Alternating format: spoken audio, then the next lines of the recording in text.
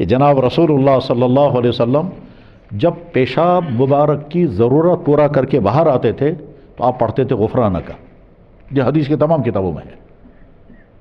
آپ میں سے اکثر لوگوں کو یاد ہوگا کہ واش روم جائیں گے تو پڑھیں گے اللہم انی اعوذ بک من الخبث والخبائث، اور جب واپس آئیں گے تو پڑھیں گے غفرانک الحمدللہ الذی اذھب عنی الاذان وعافانی. غفرانک اس کا ترجمہ ہے یا اللہ مجھے معافی دے دیجئے. اس کا ترجمہ یہی ہے. تو فوراً سوال پیدا ہوتا ہے کہ واش روم جانے کی ضرورت، چاہے وہ چھوٹا پیشاب ہو یا بڑا پیشاب، ایک نیچرل ضرورت ہے، اور اللہ نے یہ ضرورت انسانوں کے ساتھ رکھی ہے. یہ ضرورت کو پورا کرنا کوئی گناہ نہیں ہے.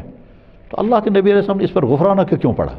اس پر تو کہیں گناہ ہے نہیں، اور اگر گناہ ہوگا تو ہم سے ہوتا ہوگا، وہ تو گناہوں سے معصوم تھے. تو اس لیے واش روم جانے کی طبعی ضرورت پورا کرنے پر گناہ ہونے کا تو تصور ہی نہیں ہے، اور آپ کی ذات اقدس کے بارے میں تو سوچا بھی نہیں جا سکتا، پھر آپ نے غفرانک کا کیوں پڑھا؟ تو جہاں پر یہ حدیث آتی ہے، حدیث کی جو بڑی کتابیں ہیں، جیسے حدیث کی بڑی کتاب ہے ترمذی شریف، یہ امام بخاری کے شاگرد تھے امام ترمذی. امام بخاری کا نام ہے محمد بن اسماعیل، اس امام ترمذی کا نام ہے محمد بن عیسیٰ. امام بخاری بخارا کے تھے، امام ترمذی ترمذ کے تھے. دونوں شہر ازبکستان میں ہیں. میں نے بخارا کے لوگوں کو بھی دیکھا ہے اور ترمذ کے لوگوں کو بھی دیکھا ہے، ان سے بھی باتیں ہوئی. ترمذ کے لوگوں سے میں نے پوچھا ترمذ کہا لگا ترمذ، میں نے کہا امام ترمذی کہا لگا امام ترمذی وہیں کے تھے. تو امام ترمذی ایک امام گزرے ہیں محدث، وہ امام بخاری کے شاگرد تھے. انہوں نے کتاب لکھی ہے جامع ترمذی، اس میں یہ حدیث موجود ہے کہ اللہ کے نبی علیہ السلام جب تشریف لاتے تھے باہر تو آپ پڑھتے تھے غفرانک کا.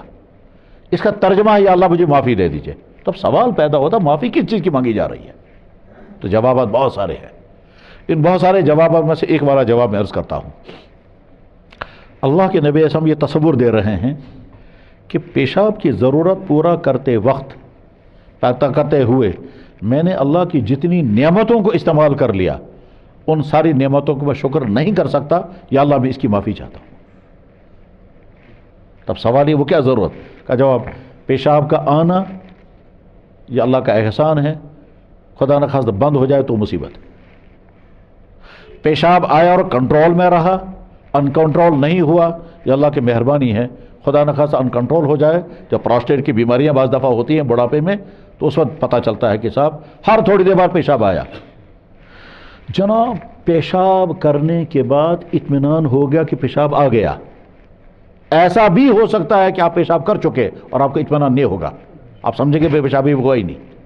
آپ اٹھیں گے لگے گا نہیں ابھی تو ہے، پھر بیٹھیں گے تو پیشاب آئے گا ہی نہیں. پراسٹیٹ کی بیماری جن بھائیوں کو ہوگی اللہ ان کی حفاظت فرمائے، وہ سمجھ سکتے ہیں اس کو. تو پیشاب آیا اللہ کی مہربانی، کنٹرول میں رہا اللہ کی مہربانی. پیشاب کرتے وقت ہمیں کچھ نہیں کرنا پڑا، صرف ارادہ کیا اور پیشاب نکل رہا ہے، اللہ کی مہربانی.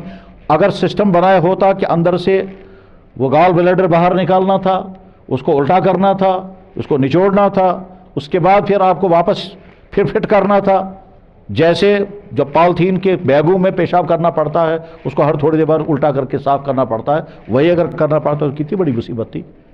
تو اللہ کے نبی تصور دے رہے ہیں یا اللہ اس پیشاب کی ضرورت کو پورا کرتے وقت میں نے آپ کی بہت ساری نعمتیں استعمال کر لی، میں سب کا شکر ادا نہیں کر سکتا، میں مجھے معافی دے دیجیے. یہ اس کا ایک جواب ہے. خلاصہ انسان کی خامیوں میں سے ایک خامی یہ ہے کہ وہ موجود نعمتوں کی قدر شناسی نہیں کرتا، شکر بھی نہیں کرتا، اس نعمت کا احساس بھی اسے نہیں رہتا ہے.